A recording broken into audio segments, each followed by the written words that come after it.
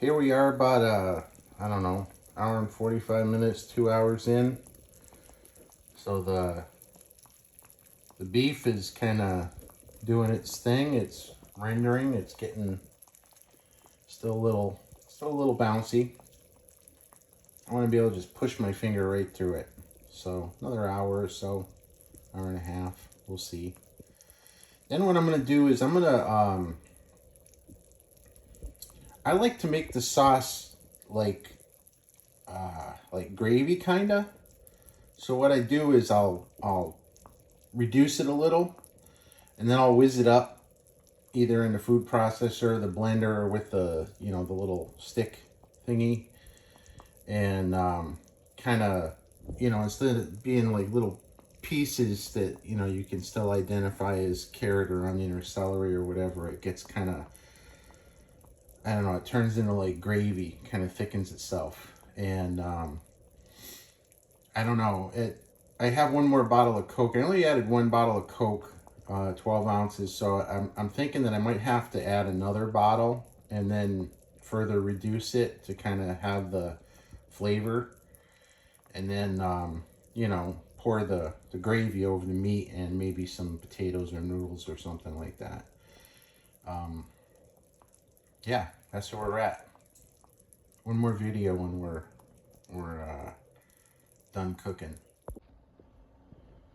Okay, so here's the almost final result for Coca-Cola short ribs. I still gotta reduce the sauce a little and blend it up, but I gotta wait to cool it a little bit before I do that. But the ribs look good. They feel like I could push my finger right through them, so they're tender. They went almost 4 hours, so yeah, 3.5 hours. So that should be perfect. I just licked my finger and that tasted really good. I'm looking forward to lunch. OMG. So freaking good. So I whizzed up this stuff and look at the gravy properties it has. So there's no flour in that, no cream. Didn't add any butter. There was a little, 1/8-inch thick layer of fat that came out of these on top. And I was just like, you know what? I could fish that out of there, but I'm just gonna whiz it up. So I whizzed it up. Oh, so good. Look at this gravy. Oh, yeah, buddy. That's what I'm talking about. Okay, so here's my lunch. Yum. I'm not even gonna do noodles or potatoes. I don't have any of that crap anyway, but I'm just gonna eat it. Yum.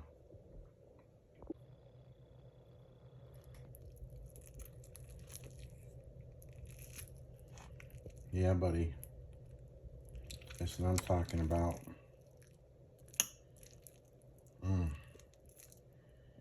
So good.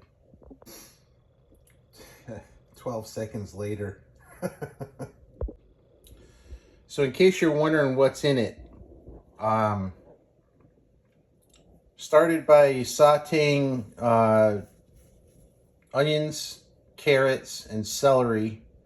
I think it was 2 carrots, 2 celery stalks, and a half an onion. And I put it through my little, little twirly armed shredder on a pretty fine setting. And I started sauteing that in olive oil. I use this one currently. And got that going. Pulled that back out of the pan, leaving the oil in the pan to brown the meat. Pulled the meat back out of the pan and put the vegetables back in with 2 cloves of garlic, chopped kind of roughly, to get that going. Put in a bay leaf, which is here. Sprinkled in some organic ground thyme because I didn't have any fresh. Little nutmeg. Ooh, I forgot the full beaver. We're gonna add pulled beaver to the list. Let me rearrange here. Pulled beaver. So nutmeg, good healthy shake of that. Thyme, good healthy shake of that. A little Ceylon cinnamon, or Ceylon cinnamon. I don't know how to pronounce that. But some cinnamon. Just a little bit. Little dusting over the top, including the meat and everything once it was in there. I already said bay leaf. I got a little nuts with the pulled beaver, but you know, I'm glad I did because it adds a little bit of a spicy kick to it. Not much. This has a shaker top, and it has a spoon out top. And I thought I was opening the shaker top when I was really opening the spoon out top. So when I shook it, I got a lot. I don't know how much, but cook with your heart. Once I get all that stuff and the vegetables and the olive oil going, I added a splash of bone broth. Again, don't know how much. Not a lot. Just enough to moisten everything up. And then the star of the show, Mexican Coca-Cola in a glass bottle. Whole bottle. I poured that on after I put the meat back in. And from that point on, everything you saw in the video was pretty much all this stuff. Plus what you don't see here because I don't have any left is carrot, celery, onion, and garlic. At least there's garlic. And so that's all the stuff that's in it.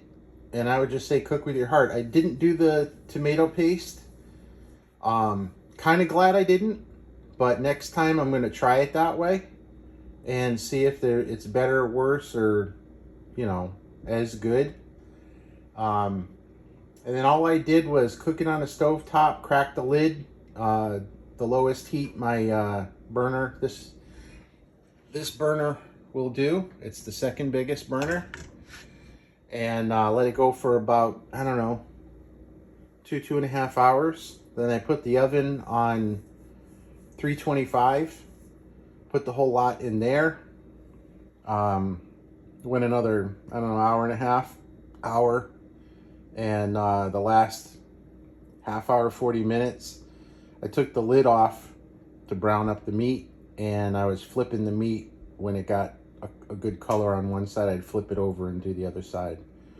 So that's the whole gist of it. It's not hard. It's pretty easy to do, and it's pretty banging. And I know I'm not going to use all this gravy on these 2 remaining pieces of meat, but let me tell you, I will make something to put the gravy on, even if it's just on toast, or biscuits. Maybe I'll make biscuits. I don't know, cornbread, probably biscuits, and yeah, that would be good. Just that gravy is delicious. Subtly sweet. It's not as sweet as I thought it was going to be, but it has that good flavor to it. And if you wanted to brighten it up a little bit, you could squeeze a little lime juice, a little lemon juice, something like that, or maybe do the a little dusting of the zest on top as a garnish. But it was fine the way that it was. Really enjoyed it.